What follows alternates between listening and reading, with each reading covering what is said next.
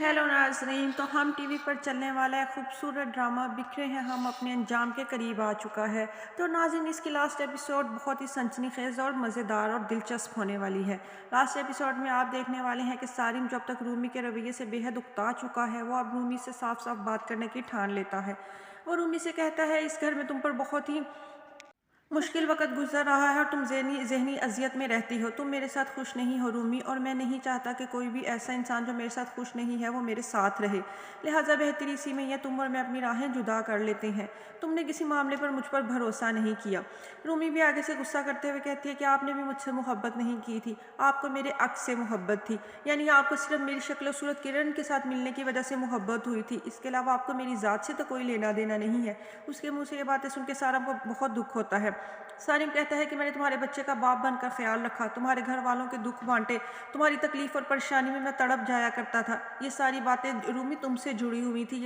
इन सब बातों का किरण से कोई लेना देना नहीं था, मगर तुमने एक पल में मुझे इन सब बातों से अलग कर दिया है। यानी तुम आज तक मुझ पर भरोसा ही नहीं कर पाई हो।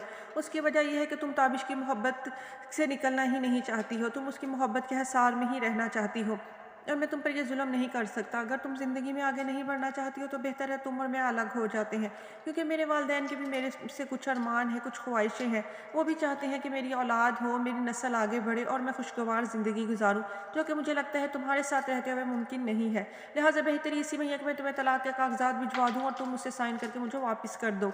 रूमी ये सारी बातें सारिम को मुझसे सुनकर हक्का बक्का रह जाती है। उसने तो कभी सोचा भी नहीं था कि सारिम उसके साथ इस ये वाला रवैया रखेगा, मगर इन सारे मामलात को इस हद तक पहुंचाने में रूमी का अपना ही खता और रूमी की अपनी ही कोताहियां हैं। लिहाजा वो बहुत पछताती है, रोते पीटते हुए अपनी माँ के घर चली जाती है और अपनी माँ से कहती है कि मुझे एक दफ़ा फिर घर से निकाल दिया गया है। पिछली दफ़ा तो मुझे जलील और रुस्वा करके निकाला गया था, इस दफ़ा इज्जत से निकाला गया है। उसकी ये सारी बातें सुनकर उसके माँ और भाई एक दफ़ा फिर परेशान हो जाते हैं, क्योंकि वो बिल्कुल भी नहीं चाहते कि उनकी बहन का घर अब की बार फिर ख़राब हो।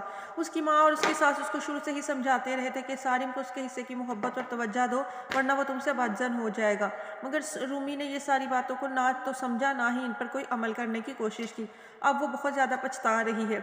दूसरी तरफ सारिम भी अब बेहद गुस्से में होता है। वो अब रूमी की कोई भी सफाइयाँ और कोई भी बात सुनने के लिए तैयार नहीं है, मगर रूमी फिर भी इस रिश्ते को बचाने की बेहद कोशिश करेगी और तलाक के कागजात बेशक सारिम भेज भी देगा, मगर रूमी उस पर साइन नहीं करेगी।